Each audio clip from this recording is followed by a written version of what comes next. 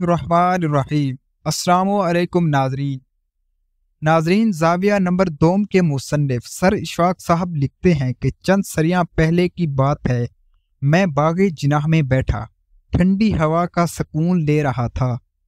میں پہلے تو اپنے کچھ دوستوں کے ساتھ باغ جناح میں آتا تھا، کیونکہ آج کے دن میں کچھ اچھے موڈ میں نہیں تھا، میری طبیعت خراب تھی، اسی لیے میں اکیلا ہی چلا آیا تھا تاکہ میں اپنا موڈ اور مزاج بھی صحیح کر سکوں اور دوستوں کو بھی مزاج خراب ہونے کی وجہ سے تنگ نہ کروں۔ میں وہیں بیٹھا ہوا تھا اور پان کے مزے لے رہا تھا، میں نے دیکھا کہ ہمارے باغ جناح میں پرانے جم خانہ کے سامنے اندرون شہر کی ہمارے ہی ایک شہر کی ایک محلے دار خاتون بینچ کے اوپر بیٹھی تھی اور اپنے چھوٹے چھوٹے بچوں کو کھلا رہی تھی۔ میں بڑے غور سے انہیں دیکھ رہا تھا تو وہ عورت ان تمام بچوں کو اپنے گھٹنوں کے اوپر ہلا رہی تھی، جس طرح ہم لوگ بچوں کو پیار دیتے ہیں۔ اسی کی مجھے تو 3 بچیاں کھیلتی ہوئی نظر آ رہی تھی۔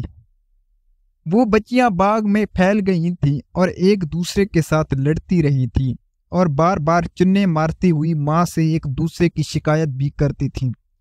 ذرا دیر بعد پھر ماں کو تنگ کرنا شروع کر دیتی اور پھر چلی جاتی تھیں، یہ ان کی رونق اور میلہ شروع تھا۔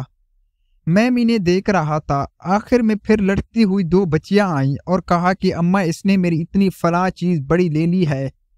ایک نے مٹھی بند کی ہوئی تھی۔ آخر ماں نے اس کا ہاتھ پکڑا اور کہا کھول دے مٹھی۔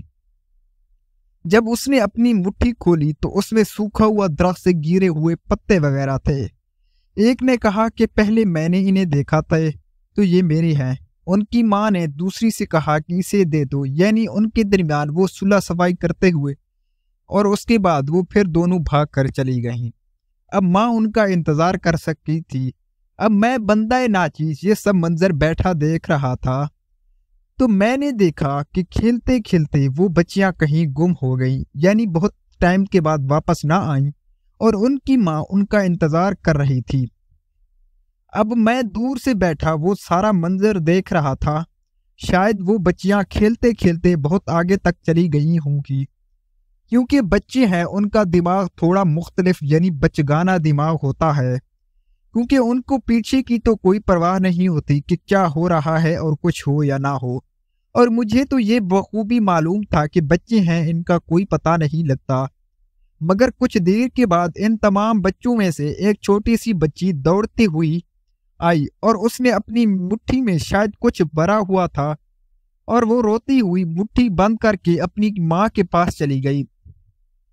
تو ماں نے بہت اب کوشش کی کہ اسے چپ کرایا جائے اور اس کا ہاتھ کھلوانے کی بھی بہت کوشش کی جائے، کیونکہ اس کی مٹھی میں کوئی چیز تھی، شاید کوئی کاٹنے والی کوئی بلا اس کی مٹھی میں آ گئی ہوگی، جس کی وجہ سے اس بچی نے اپنا ہاتھ نہ کھولنے کی قسم کھا رکھی تھی۔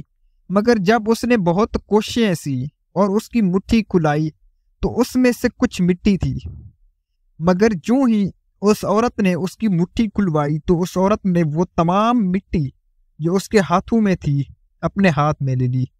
جب اپنے ہاتھ میں مٹی لی تو وہ عورت وہیں پر اسرار طور پر گم ہو گئی، وہ عورت غائب ہو گئی اور وہ بچی ادھر ادھر دیکھ رہی تھی اور دیکھنے لگی اور اپنی ماں کو ڈھونڈنے لگی۔ اور جب اس نے ادھر ادھر دیکھا تو اسے بہت کچھ نظر نہ آیا اور وہ رونے لگی کہ شاید ٹائم بہت گزر گیا تھا اور میں بھی اب سارا منظر انہی کی طرف اپنا جو سارا دماغ تھا غائب کر کے بیٹھا تھا۔ اب ان بچوں کے گھر والے بھی کیونکہ بہت وقت گزر چکا تھا وہاں پر پہنچ گئے، مگر وہاں پر تو صرف ایک ہی بچی تھی، باقی تمام بچے بھی گم تھے اور ان کی ماں بھی گم تھی۔ بہت ڈھونڈنے کے بعد وہ میرے پاس آئے اور مجھ سے پوچھا تو میں نے بھی انہیں بتایا کہ میں تو اب یہ سارا منظر اسی طرح یہی دیکھ رہا تھا، مگر وہ عورت کہیں پر اصرار طور پر گم ہو گئی ہے۔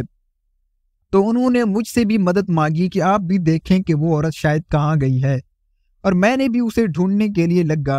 آخر کار ڈھونڈتے ڈھونڈتے میری نظر اس جگہ کے اوپر لگی ایک درخت پر پڑی تو میں نے دیکھا کہ وہ ایک عورت ایک خوبصورت روم میں ایک درخت پر بیٹھی ہے۔ جب میں نے دیکھا تو میں نے ان کے گھر والے کو بتایا کہ ادھر دیکھو کہ یہ کیا معاملہ ہے۔ اور جب اس نے دیکھا تو اس نے کہا کہ واقعی ہی یہ میری بیوی ہے، اور انہوں نے ایک عامل کو وہی موقع پر بلایا، اور عامل نے کچھ دم وغیرہ کیا اور بہت سے ورد بھی کرتا رہا، اور کچھ ورد کرنے کے بعد اس عامل نے کہا کہ اب مجھے معلوم ہوا کہ اس مٹی میں کچھ آسیب وغیرہ یعنی جنات وغیرہ اس شکل اور روپ میں تھے جو شاید بچی کے لیے بھی بہت بڑا مسئلہ بنے ہوئے تھے، اور اس مٹی سے عورت کا بھی تبدیل کر دیا، یعنی اس طرح بھی ان کو مل گیا، اور اسی طرح اللہ اللہ کر کے اس کی پریشانی اور مشکل کا حل نکل آیا۔ اور اس کے بعد سر کہتے ہیں کہ میں نے بھی منصوبہ بنا لیا تھا کہ اب سے میں اس جگہ پر دوبارہ نہیں جاؤں گا، اور اسی طرح میں نے وہاں نہ جانے کی تعبیر یعنی قسم کر لی تھی۔ تو یہ تھی ہماری آج کی کہانی۔ امید ہے کہ آپ کو یہ پسند آئی ہوگی۔ پسند آنے کی صورت میں اسے لائک لازمی کیجیے گا اور چینل کو بھی سبسکرائب کر دیجیے گا تاکہ اس طرح کی مزید معلومات